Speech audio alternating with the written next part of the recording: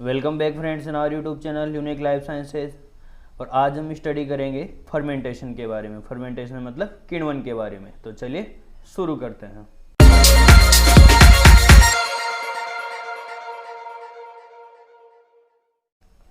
सबसे पहले इंट्रोडक्शन देखते हैं। देखो, हमने लास्ट वीडियो लेक्चर्स में हमने रेस्पायरेशन के बारे में स्टडी कर लिया है। यदि अभी तक आपने वो रेस्पायरेशन वाला टॉपिक नहीं देखा तो आपको इसका लिंक डिस्क्रिप्शन में मिल जाएगा या आई बटन पर क्लिक कर भी आप देख सकते हो।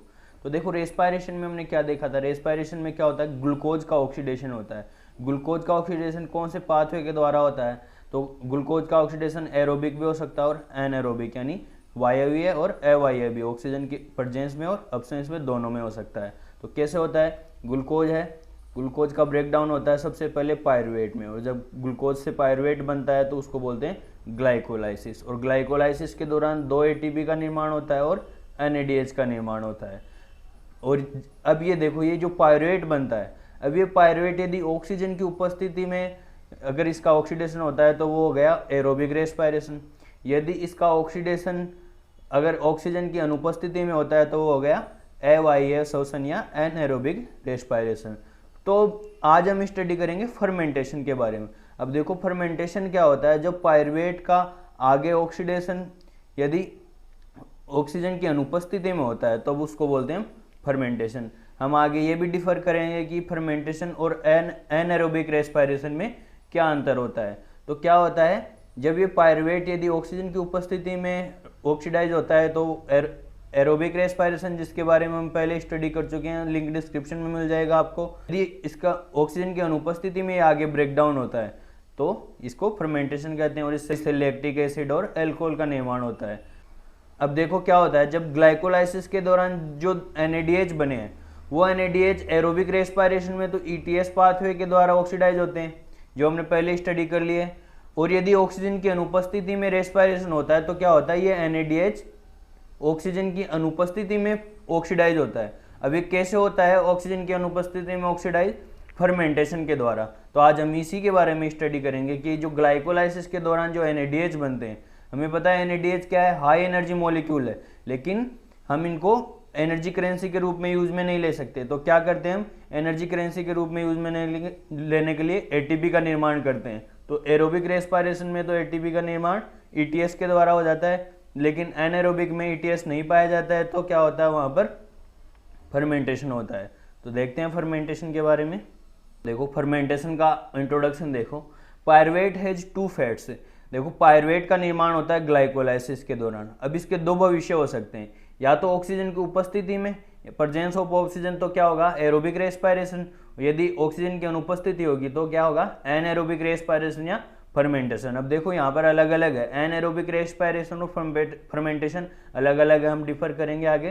देखो, anaerobic respiration is different from fermentation. जो अवायवीय श्वसन होता है वह फर्मेंटेशन से अलग होता है। Anaerobic respiration final electron acceptor is etc is an inorganic molecule other than oxygen like nitrate, sulphate and carbonate. ये देखो, इससे पहले हमें एरोबिक रेस्पायरेशन ने पढ़ लिया, तो हमने वहां पर क्या पढ़ा था, उसमें जो फाइनल इलेक्ट्रॉन एक्सेप्टर होता है, जो लास्ट में जो इलेक्ट्रॉन को एक्सेप्ट करता है, वो क्या होती है, ऑक्सीजन होती है। और ऑक्सीजन इलेक्ट्रॉन एक्सेप्ट करके क्या बना लेती है, वाटर का निर्माण कर लेती है। अब देखो, एनएरोबिक रेस्पायरेशन में क्या होता है, वहां पर भी इलेक्ट्रॉन एक्सेप्ट किया जाता है, लेकिन इनऑर्गेनिक मॉलिक्यूल के द्वारा ही किया जाता है, लेकिन ऑक्सीजन के अलावा होता है। वो ऑक्सीजन नहीं होती है तो ऑक्सीजन के अलावा नाइट्रेट हो सकता है, या सल्फेट हो सकता है, या कार्बोनेट हो सकता है। तो वो ऑक्सीजन के अलावा दूसरा इनऑर्गेनिक मॉलिक्यूल होता है, तब तो वो हो गया एनएरोबिक रेस्पायरेशन।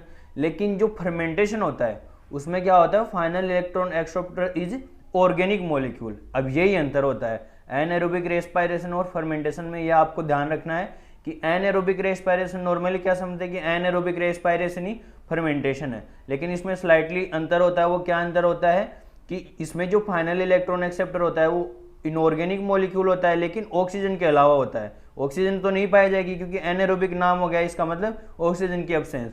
और फर्मेंटेशन में भी ऑक्सीजन की एब्सेंस रहेगी, लेकिन जो फाइनल इलेक्ट्रॉन एक्सेप्टर होगा वो क्या होगा, यहाँ पर ऑर्गेनिक मॉलिक्यूल होगा, और एनएरोबिक रेस्पायरेशन में इनऑर्गेनिक मॉलिक्यूल होगा ऑक्सीजन के अलावा। नेक्स्ट है, fermentation doesn't involve N ETS. अब देखो, एनएरोबिक रेस्पायरेशन में ईटीएस पाया जा सकता है, लेकिन यहाँ पर फर्मेंटेशन में कोई भी ईटीएस नहीं पाया जाता है। तो फर्मेंटेशन का ये भी अंतर हो गया।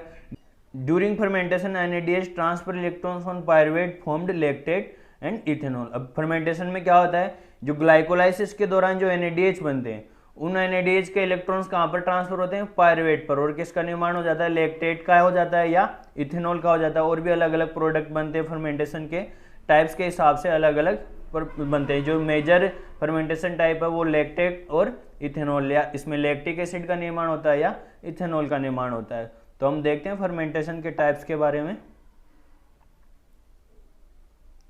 देखो, टाइप्स ऑफ फर्मेंटेशन की बात करें तो fermentation are classified in terms of either the substrate fermented or the fermented products form. अब फर्मेंटेशन का जो टाइप्स है वो किसके आधार पर बेस क्लासिफाई किया जा सकता है कि फर्मेंटेशन किस सबस्ट्रेट का हो रहा है या कौन सा प्रोडक्ट बनता है, उसके आधार पर अलग अलग प्रकार के फर्मेंटेशन होते हैं। जो मेजर टाइप के फर्मेंटेशन वो है lactic acid fermentation, alcohol fermentation, propionic acid fermentation and butyric acid fermentation. और आज हम स्टडी करेंगे लैक्टिक एसिड फर्मेंटेशन और अल्कोहलिक फर्मेंटेशन के बारे में, जो सबसे मेजर और मोस्ट इंपॉर्टेंट फर्मेंटेशन है। तो देखो, सबसे पहले देखते हैं लैक्टिक एसिड फर्मेंटेशन। ये हम पहले भी पढ़ चुके हैं जब हम रेस्पिरेशन का ओवरव्यू देख रहे थे। Muscle cells and certain bacterial species lactobacillus oxidise NADH by transforming pyruvate into lactate and the process is known as lactic acid fermentation। ये देखो, ये हमने सबने महसूस की होगी।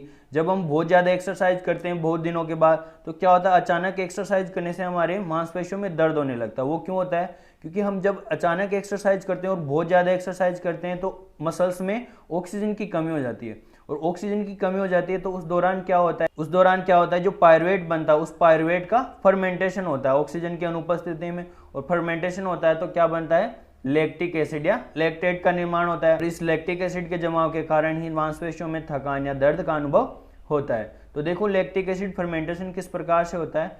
देखो, ग्लूकोज का ग्लाइकोलाइसिस होता है, तो ग्लाइकोलाइसिस के दौरान 2 पायरुवेट बनते हैं, 2 ATP बनते हैं और 2 NADH बनते हैं। ये हम पहले पढ़ चुके हैं ग्लाइकोलाइसिस में। अब जो पायरुवेट बनता है, तो ये जो लैक्टिक एसिड फर्मेंटेशन होता है या तो मसल सेल्स में पाया जाता है और कुछ बैक्टीरियाज में पाया जाता है। जैसे लैक्टोबैसिलस बैक्टीरिया है, जो दही का बैक्टीरिया होता है, वो भी फर्मेंटेशन ही करता है। जब दूध का फर्मेंटेशन होता है तो किसका निर्माण होता है, दही का निर्माण होता है। तो इसमें क्या होता है, जो पायरुवेट बनता है ग्लूकोज के ब्रेकडाउन के दौरान, तो पायरुवेट को ऑक्सीजन की अनुपस्थिति में लैक्टेट में कन्वर्ट कर दिया जाता है। और इस दौरान जो 2 NADH बने थे, किसके दौरान, ग्लाइकोलाइसिस के दौरान जो 2 NADH बने थे, उन दोनों NADH को यूज में लेते हुए लैक्टेट का निर्माण कर दिया जाता है। तो हम इसे कहते हैं लैक्टिक एसिड फर्मेंटेशन। नेक्स्ट है कोरी साइकिल। अब ये जो लैक्टिक एसिड फर्मेंटेशन है इसी से रिलेटेड है Cori cycle. The Cori cycle is named for Carl and Gerty Cori. ये 2 साइंटिस्ट थे जिनके नाम पर ये कोरी साइकिल दिया, इन्होंने इसकी खोज की थी कोरी साइकिल की। अब देखो क्या होता है, एनिमल्स में जब लैक्टिक एसिड का फॉर्मेशन होता है, जब हम एक्सरसाइज करते हैं तो मसल्स में लैक्टिक एसिड का फॉर्मेशन होता है। अब ऐसा नहीं है कि वो लैक्टिक एसिड हमेशा हमारी मसल्स में ही रहेगा। तो क्या होता है, जब मांसपेशियों में फर्मेंटेशन के दौरान लैक्टेट का निर्माण होता है तो कैसे होता है, देखो मसल्स है, यहाँ पर मसल्स में ग्लूकोज से ग्लाइकोलाइसिस के द्वारा 2 पायरुवेट का निर्माण होता है। अब ये 2 पायरुवेट 2 लैक्टेट में कन्वर्ट हो जाते हैं। क्यों, फर्मेंटेशन के द्वारा, क्योंकि ऑक्सीजन की एब्सेंस थी। अभी जो मांसपेशियों में इसका जमाव हो गया, अब ये मांसपेशियों में ही नहीं रहेगा। अभी जो लैक्टेट है या लैक्टिक एसिड है वो क्या होता है, ब्लड में फ्लो होता है, ब्लड में ले जाया जाता है, ट्रांसपोर्ट किया जाता है और ब्लड से डायरेक्ट कहाँ पर ट्रांसफर किया जाता है, लीवर में। तो मांसपेशियों से वापस से कहाँ पर ट्रांसफर कर दिया जाता है, लीवर में। अब लीवर में क्या किया जाता है, ये लैक्टिक एसिड के जो मॉलिक्यूल हैं इनको पहले पायरुवेट में कन्वर्ट किया जाता है। अब पायरुवेट के मॉलिक्यूल वापस से ATP को यूज में लेते हुए ग्लूकोज का निर्माण करते हैं। अब ये जो जब पायरुवेट से ग्लूकोज का निर्माण होता है तो इस प्रोसेस को कहते हैं ग्लूकोनियोजेनेसिस, क्योंकि ग्लूकोज का दोबारा निर्माण हो रहा है, किससे हो रहा है, पायरुवेट से। नॉर्मली क्या होता है, ग्लूकोज से पायरुवेट का निर्माण हो रहा है, लेकिन ग्लूकोनियोजेनेसिस में क्या हो रहा है, पायरुवेट से ग्लूकोज का निर्माण होता है और ये ग्लूकोज वापस से ब्लड में ट्रांसपोर्ट कर दिया जाता है और वापस से मसल्स में आ जाता है। तो इस प्रकार से साइकिल चलता है। इसी को हम क्या कहते हैं, कोरी साइकिल। कोरी साइकिल में क्या होता है, जो मसल्स में जो लैक्टिक एसिड बनता है वो हमारे लीवर तक ट्रांसफर किया जाता है और लीवर में वापस से उसको ग्लूकोज में कन्वर्ट किया जाता है, जिसे हम क्या कहते हैं, ग्लूकोनियोजेनेसिस प्रोसेस के द्वारा, और वो वापस से मसल्स में और हमारे सभी ऑर्गन्स में ट्रांसफर कर दिया जाता है। इसी साइकिल को हम कहते हैं कोरी साइकिल। नेक्स्ट दूसरे प्रकार का एल्कोहलिक फर्मेंटेशन। अब जो लैक्टिक एसिड फर्मेंटेशन था वहाँ पर लैक्टिक एसिड का निर्माण हो रहा था। अब ये जो एल्कोहलिक फर्मेंटेशन है वहाँ यहाँ पर किसका निर्माण होगा, अल्कोहल का या इथेनॉल का। Alcoholic fermentation occurs in east and several bacterial species. अब देखो ये जो एल्कोहलिक फर्मेंटेशन है ईस्ट में पाया जाता है और जो कुछ बैक्टीरिया होते हैं उनमें भी ये फर्मेंटेशन पाया जाता है। In yeast pyruvate is decarboxylated to form acetaldehyde which is then reduced by NADH to form ethanol. अब देखो इसमें क्या होता है, जो पायरुवेट है वो किस में कन्वर्ट कर दिया जाता है, इथेनॉल में। लेकिन यहाँ पर 2 स्टेप में कंप्लीट होता है। पहले देखो ये ग्लूकोज से जो पायरुवेट का निर्माण होता है ये तो सब में कॉमन है, ग्लाइकोलाइसिस के दौरान 2 NADH बनेंगे, तो कॉमन है, पहले स्टडी कर चुके हैं। अब यहाँ पर देखना क्या है, ये जो पायरुवेट होता है ऑक्सीजन की कमी होगी या अनुपस्थिति होगी तो क्या होता है, पहले इसका डीकार्बोक्सिलेशन किया जाता है। डीकार्बोक्सिलेशन का मतलब यहाँ पर जो कार्बोक्सिलिक ग्रुप है वो निकलेगा किसके रूप में, CO2 के रूप में, और किसका निर्माण हो गया, एसिटाल्डिहाइड का। अब ये जो एसिटाल्डिहाइड है वो जो ये ग्लाइकोलाइसिस के दौरान जो 2 NADH बन रहे थे, इन दोनों NADH को यूज में लेते हुए किस में कन्वर्ट हो जाता है, इथेनॉल में या अल्कोहल में। इसी को हम क्या कहते हैं, शराब। जो अल्कोहल का प्रोडक्शन किया जाता है, शराब का निर्माण किया जाता है, वो इसी मेथड के द्वारा किया जाता है। वहाँ पर ईस्ट को यूज में लिया जाता है और ईस्ट के द्वारा क्या किया जाता है, ग्लूकोज को किस में कन्वर्ट कर दिया जाता है, इथेनॉल में कन्वर्ट किया जाता है। यह प्रक्रिया ऑक्सीजन की अनुपस्थिति में होती है, इसी को हम अल्कोहलिक फर्मेंटेशन कहते हैं। और इस रिएक्शन को इंडस्ट्रियल लेवल पर यूज में लिया जाता है अल्कोहल बनाने में। अब देखो लास्ट में हम देखते हैं comparison of aerobic respiration and fermentation. ये जो इनमें अंतर होता है, कंपैरिजन करते हैं कि एरोबिक रेस्पिरेशन, फर्मेंटेशन और एनएरोबिक रेस्पिरेशन में क्या अंतर है। तो देखो एरोबिक रेस्पिरेशन के बारे में पहले स्टडी कर चुके हैं। इसमें ग्रोथ कंडीशन कैसी होती है, एरोबिक यानी ऑक्सीजन की उपस्थिति होगी।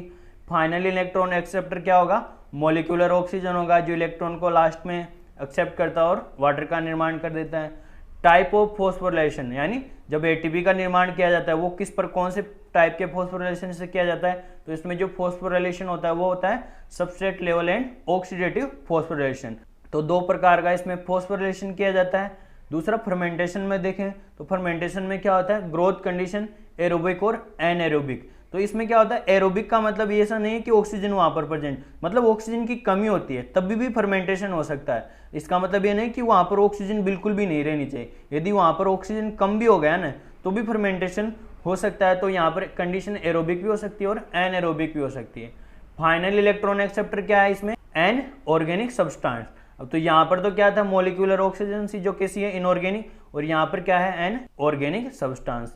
टाइप ऑफ फॉस्फोरिलेशन है, इसमें केवल सबस्ट्रेट लेवल का फॉस्फोरिलेशन होता है। लास्ट में देखें एनारोबिक रेस्पिरेशन, ग्रोथ कंडीशन इसमें कैसी रहेगी, हमेशा एनारोबिक। एनारोबिक नाम है तो यहाँ पर ऑक्सीजन कभी भी प्रेजेंस नहीं होगी। फाइनल इलेक्ट्रॉन एक्सेप्टर की बात करें तो an inorganic substance such as nitrate, sulphate but not oxygen. तो ऑक्सीजन के अलावा इसमें नाइट्रेट हो सकता है, सल्फेट हो सकता है, कार्बोनेट हो सकता है, लेकिन ऑक्सीजन नहीं होगा। तो ऑक्सीजन के अलावा कोई भी इनऑर्गेनिक मॉलिक्यूल होता है तो वो फाइनल इलेक्ट्रॉन एक्सेप्टर होता है।